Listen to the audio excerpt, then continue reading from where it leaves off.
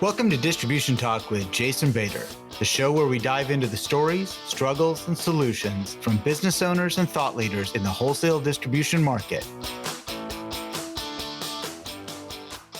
In this episode, I had the opportunity to speak with Paul Reilly, president of Reilly Sales Training, based in St. Louis, Missouri.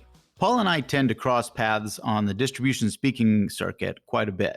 Although I don't always get a chance to sit in on his sessions, I love his message on selling value rather than price. I enjoyed the conversation, and I hope you will too.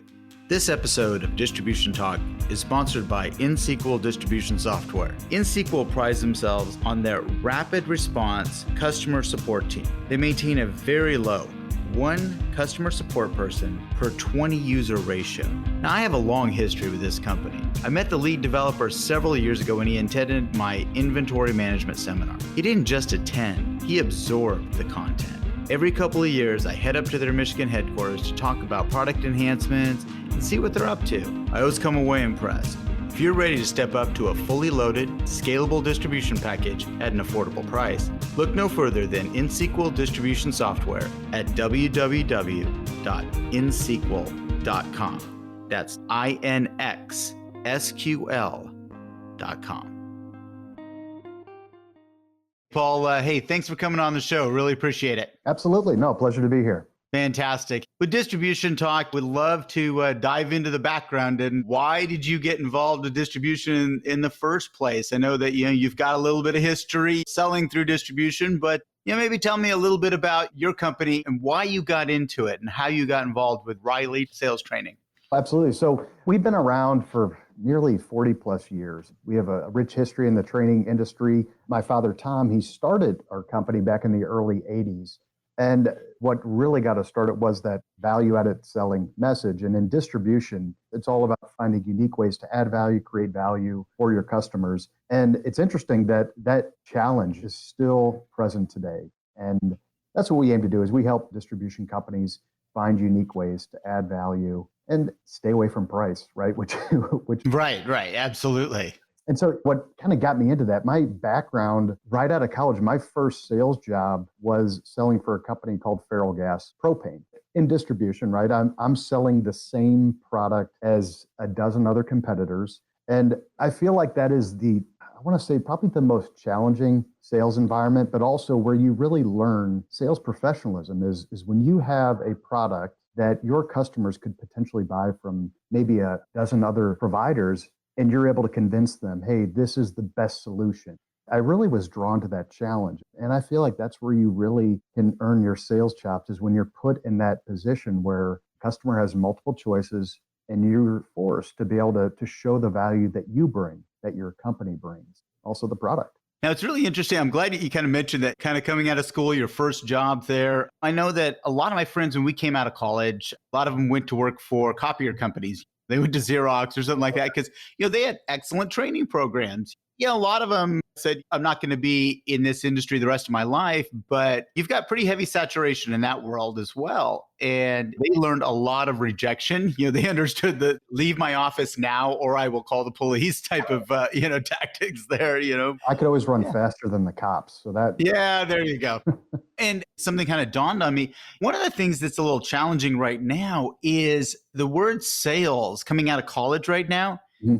It's almost a dirty word. I mean, I found that everybody wants to be in marketing. Mm-hmm. And I think eventually, you can talk about it a long time and you can think about it, you can brand it, but eventually somebody's got to sell it. Exactly. And I think that's been something that a lot of employers also have struggled with, that word. How do we get people interested in that? I know you found a challenge there selling in that very competitive environment with the propane, feral gas, but how do we get people interested in that competitive nature? I think it's tapping into that potential. And, it's funny, you mentioned the word sales. In some of our seminars, occasionally we'll do a word association game when we ask, hey, what's the first thing that comes to mind when you think of a salesperson? And it's always positive. I mean, some of the things people say, I know we can censor it out later, but I don't want to go through it. But I think people have a misunderstanding of what sales is all about. It's about helping people. It's about finding a way to solve their problems. It's about serving. And I think when we can put it in that context and then also explain that, hey, this gives you a chance to go out there and tap into your competitive spirit. And that's one thing we've noticed working with top achieving salespeople in multiple industries, they're tough competitors, right? They want to win. And sales is always a profession. It's the greatest meritocracy because your performance is directly related to the effort that you put into it, right? It might not always happen overnight, but having that sense of control is really important. And I think if we can frame that in a way for salespeople, it's going to continue to draw them to the profession. What's interesting though, I've seen several universities now, you can actually earn a sales degree, which I didn't know that, right? You can earn a sales degree in formal classes now. I informally earned my sales degree, but that was by attending all the bars and the parties and the social network and all that. Right. Of course. Yeah. Yeah. You were getting your social side of the deal. Right? Yeah. I knew a little something about that. Yeah. But maybe that was why I spent a little extra time in college. Who knows? So There you go. thank you for taking that, kind of segue there, because it's one of the things that's really, I know it's been concerning for a lot of business owners, and it's challenging because really there's a different mentality around selling and sales coming out of school. And as you said, if you can tap into that competitive spirit, which I think, I hate to say it, and we can bash on some of the millennial child rearing practices all day long about the nobody keeping score and participation trophies and all that, killing competitive spirit. Mm-hmm. Are you finding some of the younger generations coming in that there is a competitive spirit? Maybe it just has to be opened up. Yeah, I think especially with regards to millennials, there was a great quote I read, and I'm going to summarize it, but it basically said, kids today are spoiled. They don't stand up when an adult enters or leaves the room. They're selfish. And apparently that quote was by Aristotle or something.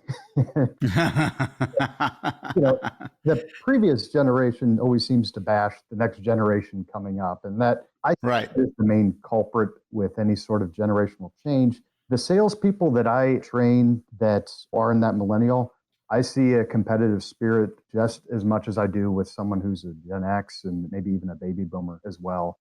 I think we're always going to have that competitive spirit. It might manifest itself differently, right? It might appear differently, but it's always there, and tap into it. That's the goal.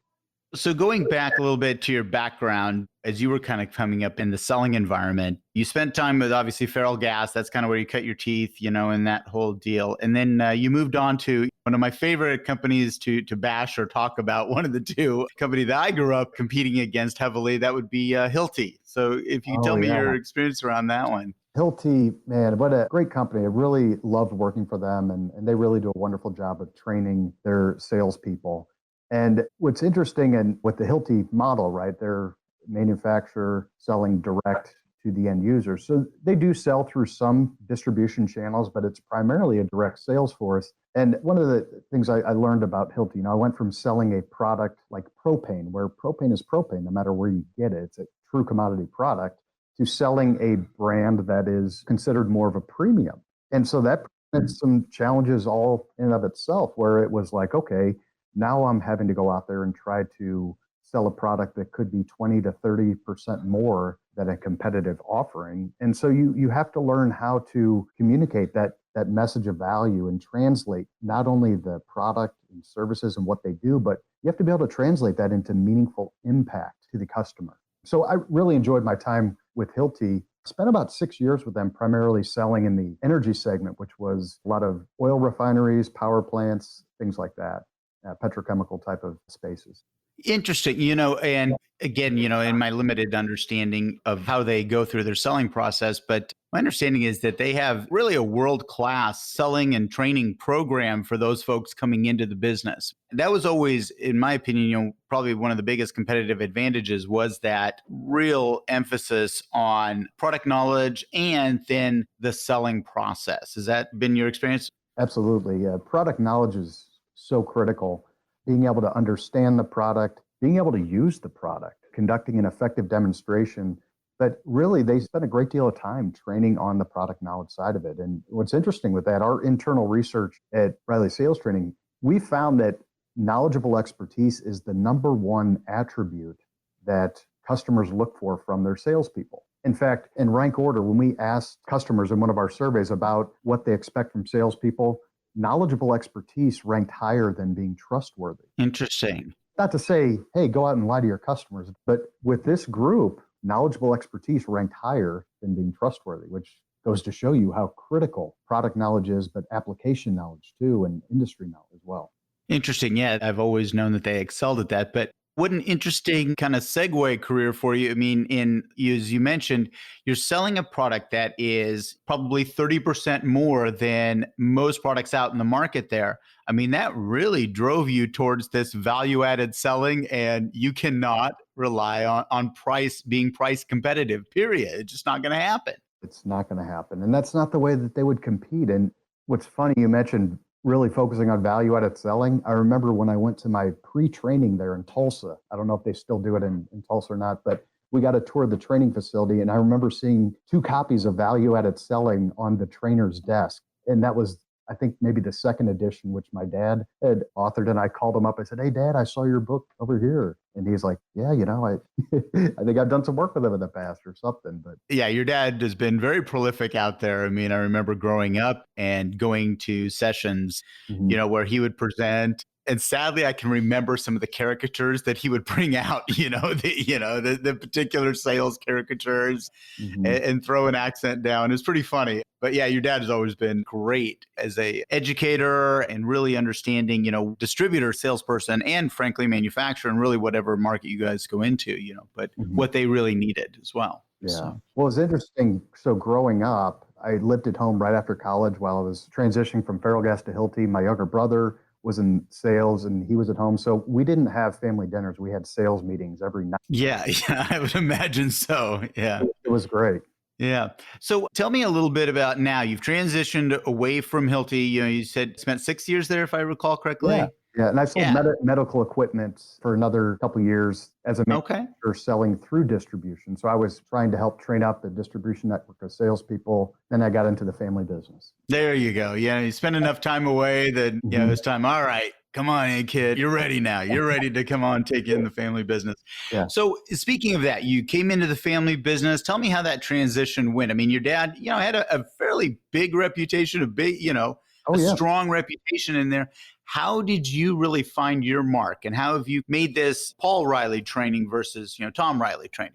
Yeah, no, that's a great question. And about halfway through my tenure with Hilti, I got a chance to start doing some training and development in an indirect role with newer salespeople, training at meetings and things like that. And I really enjoyed that. And I thought to myself, you know what? I'm going to talk to the old man.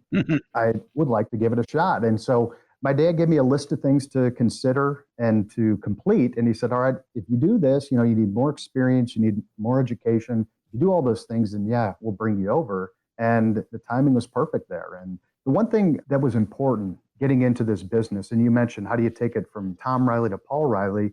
For us and for my dad, it's always been about the message, which is value added selling, not so much about the messenger. Now in this business, sure, you're kind of branded along with the message, but it's really about the value added message and always focusing on our mission, which is to help salespeople compete more profitably by focusing on value.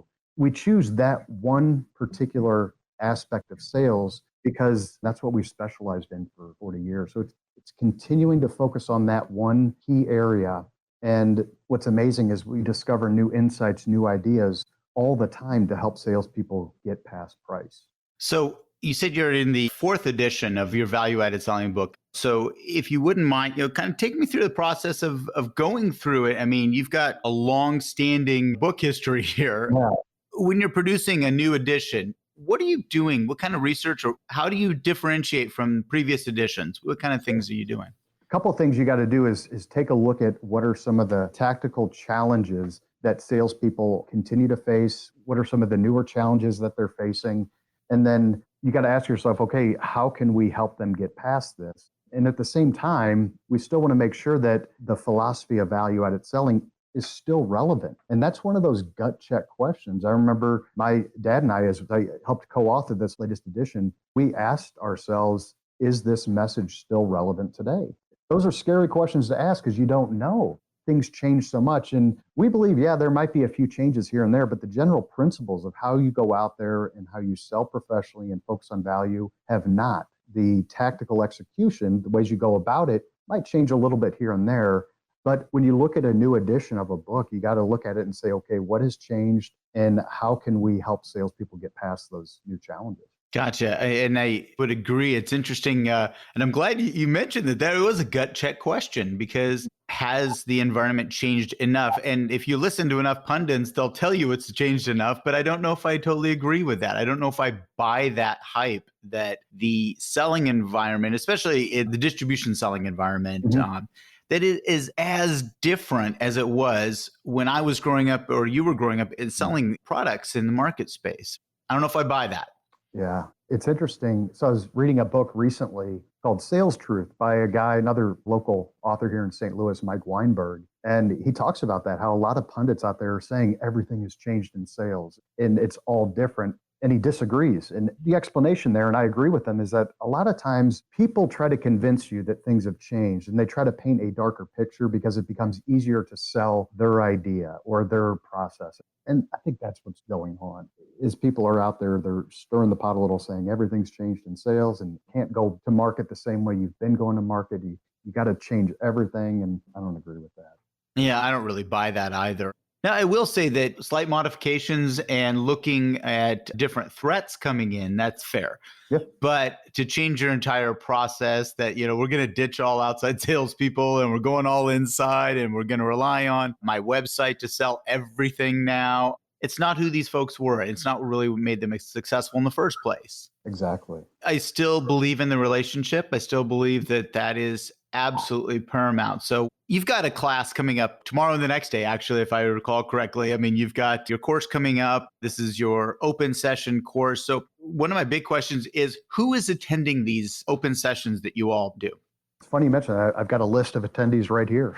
Oh, look at that. There you go. Uh, All I, right. I won't give you any names, but looking at the list right now as I go through it, I'd say about 75% are in some form of distribution. Oh, okay. 75% of the participants are in distribution everywhere from electrical wholesale, fastener industry, plastic, Okay. primarily distribution. And if you look at why that is, yeah, distribution faces a lot of pricing pressure, right?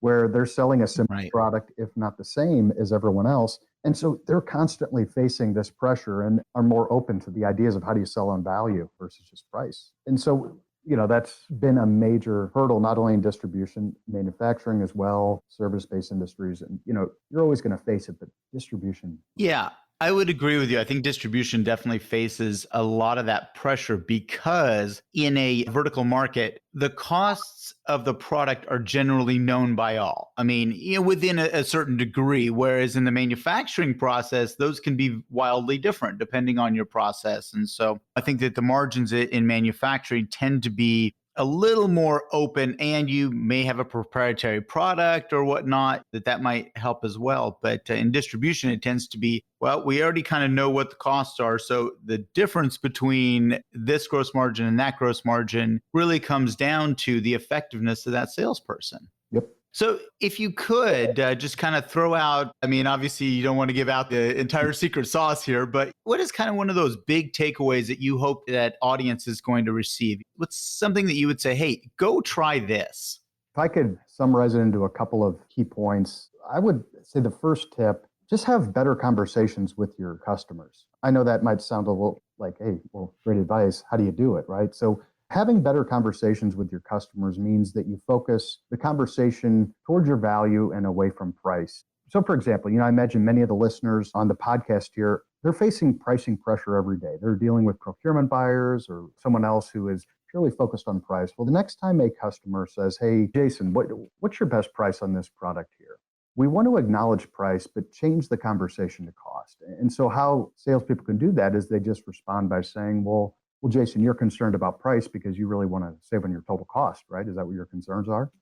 And Jason would, of course, say, well, yeah, I want to save on my total cost. Then they can respond by saying, well, if total cost is your real concern, let's look at all the ways that partnering with us can help reduce your total cost. Because if you're talking cost, you can open it up to logistical costs, engineering costs, labor savings, right? Time savings in any form. Cost is a much better conversation to have than price. That'd be one tip there. Interesting. Yeah. Yeah, that makes sense. Another one is certainly asking better questions. When you're talking to a customer, value added is typically a long-term decision, right? They're investing in your solution today for value that they hope to get in the future. Now, the way people think, right, some of the psychology behind decision making, we always opt for a short-term gain over a long-term gain, right? Most of the time, I shouldn't say always, but we will opt for a short-term gain over a longer-term gain. And so a lot of times customers will view your price difference as immediate gain. All right, they're going to say, okay, well, these two products, product A from this supplier or product A from that supplier, there's a $10 difference. If I can go with this cheaper option, that's something I gain today. They focus on that. And so what we need to do is stretch that time horizon, get them thinking long term. And so we start off by asking questions like, okay, well, long term on this project, what's going to be important to you end to end, right? On how we support you. Or another question would be just discussing, hey, walk me through the entire project and who is going to be impacted by this decision. Asking these questions gets the customer thinking bigger, thinking long term, and all the while they're taking the focus off of price. So I'd say better questions, change that conversation from price to cost as well. Gotcha. No, that makes a whole lot of sense. And I'm glad you mentioned better questions. Are you familiar with a gentleman named Daniel Pink? Yeah. I just happened to be listening to another podcast where he was being interviewed, and he talked about something called motivational interviewing. So just to butcher it really quickly, if I can, just to kind of essentially, it's a way of asking a question. So for example, if I was asking you to maybe convert to a different pharmaceutical. So let's say you're a pharmaceutical salesperson and you go into a clinic. And by the way, I shared this with a friend of mine who is a pharmaceutical salesperson, and he tried this out. And it's like, well, on a scale of 1 to 10, how likely are you to try, introducing my drug into your clinic? And the doctor might respond with, well, I'm about a 5. And so then as the salesperson, you might respond with something, well, why aren't you a lower number? And it was kind of fascinating. So as I said, I shared this with a friend of mine, and he said, okay, well, let's just see if this works actually. And he did. He's an oncology rep, and he went out and tried this. He said, well, why aren't you lower than a 5? Now, it could have easily backfired. This could have been really disastrous. Yeah. And this is what blew me away, and him, by the way, was that the doctor said, well, your clinical trials are this, this, this. We've been having a little problem with this other competitive drug that's in. Maybe I should give this a shot. And all of a sudden, he's in.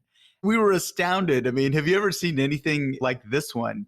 Yeah, that's interesting. It's almost like with that question, you're putting the respondent in a position to have to defend their stance almost, or defend their position by saying, okay, wow, you're a 5 out of 10. Well, I'm just curious, why are you not choosing a lower number? And you're asking them to explain why they would consider the drug. Right. In that case. And so that's interesting. And, maybe the part of that, without getting too deep into the psychology of that, is typically when people make a stance, you ask them for something definitive like that number, 5 out of 10, and then you challenge them a little bit maybe, which is kind of what you're doing with that question. People feel the need to defend their position. And in this case, it sounds like selling themselves on the idea along the way. Well, I think that was the whole point of it, is that, again, I'm listening to this from Daniel Pink, and then, of course, I went diving into the internet, searching, I wanted to hear this over and over again. But one of the things he was mentioning is that people tend to internalize things when it's their own motivation. They tend to create motivation or tend to go a direction when they're the ones who build the argument. So if you kind of give them that opportunity through this question,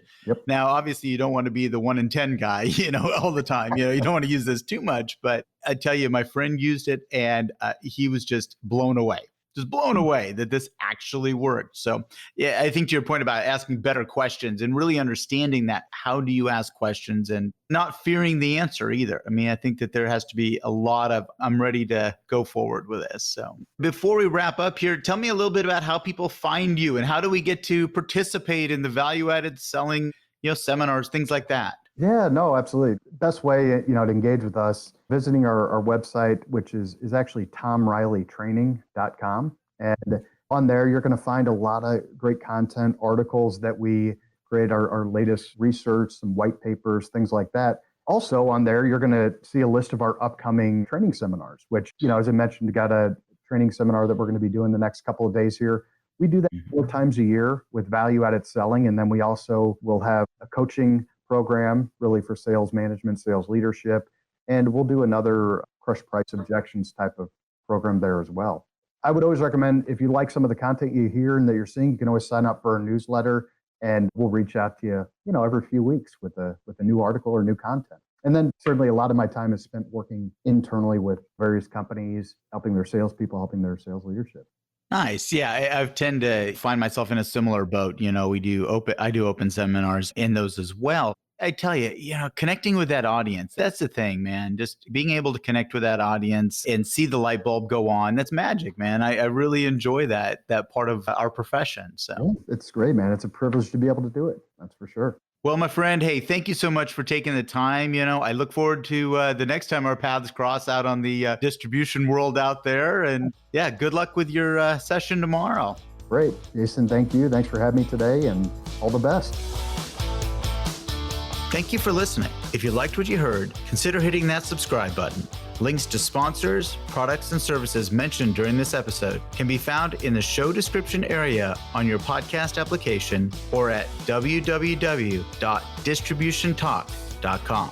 Distribution Talk is edited and mixed by Andrea Klunder and Edwin Ruiz at the Creative Imposter Studios. This episode was brought to you by my company, The Distribution Team. We are a consulting services firm dedicated to helping wholesale distribution clients remove barriers to profitability, generate wealth, and achieve personal goals. To learn more about how we can help your company succeed, check us out at www.thedistributionteam.com.